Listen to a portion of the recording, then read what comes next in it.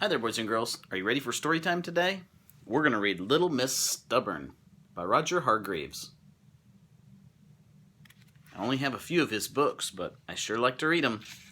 Little Miss Stubborn. Little Miss Stubborn was, as you might imagine, extraordinarily stubborn. Once she had her mind made up, there was no unmaking it. If she decided to go out, she went out, even when it was pouring rain.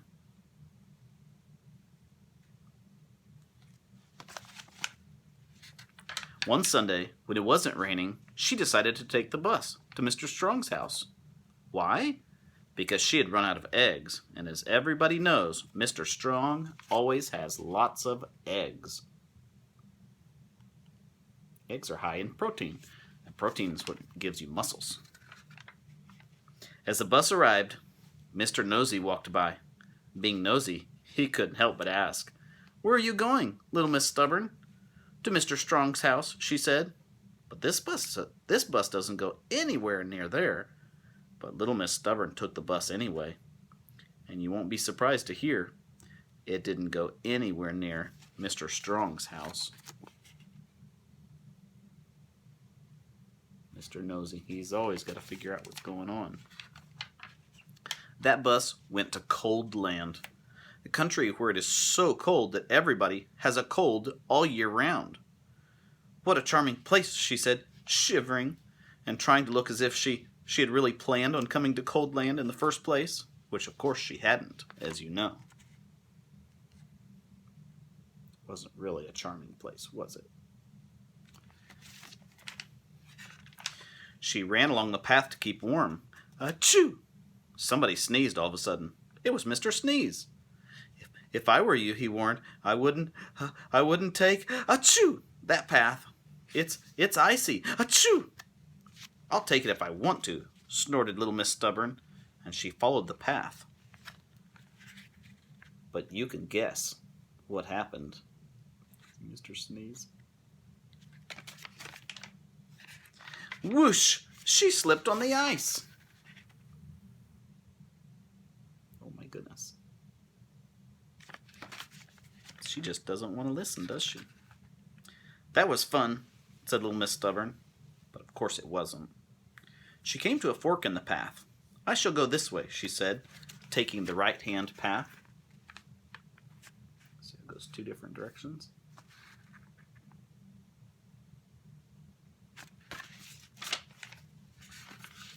"You're making a big mistake," said a worm, popping his head through the snow. "This way isn't safe." "Don't be silly," cried little Miss Stubborn, and she started off down the path anyway. She should have listened to the worm. Sometimes people try to help you, don't they? You just have to listen sometimes. Before she had gone very far, an avalanche of snowballs fell on top of her.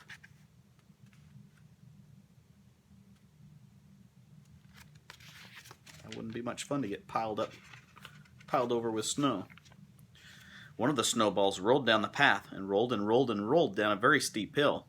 And inside it, little Miss Stubborn rolled and rolled and rolled down the very steep hill as well. I bet she's going to be very dizzy. The snowball rolled a very long, long way, all the way to a different country, where it melted.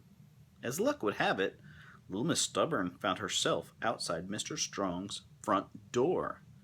She was soaked to the skin.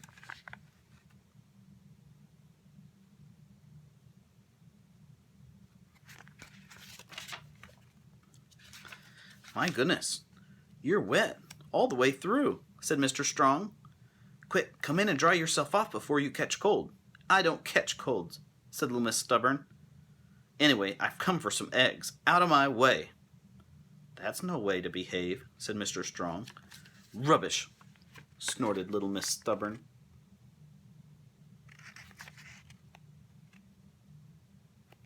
It's not very polite, is it? Still wet through, she marched into Mr. Strong's kitchen. Without a please or a thank you, she helped herself to a large bowl of eggs. "You could at least ask," said Mr. Strong. "Achoo!" sneezed little Miss Stubborn. I told you you'd catch cold, said Mr. Strong. I don't catch colds, said little Miss Stubborn.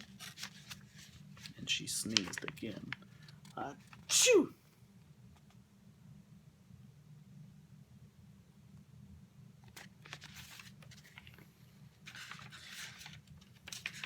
She was so hungry by this time that there and then she made herself an enormous omelet.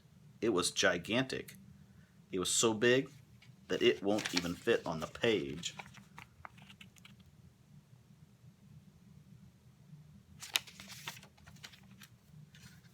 And then she began to eat her enormous, gigantic omelet.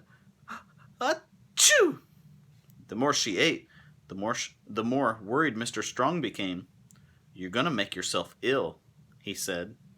Remember, if you eat too much, you get a tummy ache. Fiddlesticks, snorted little Miss Stubborn. And because she was who she was, she finished that enormous, gigantic omelet. Oh dear.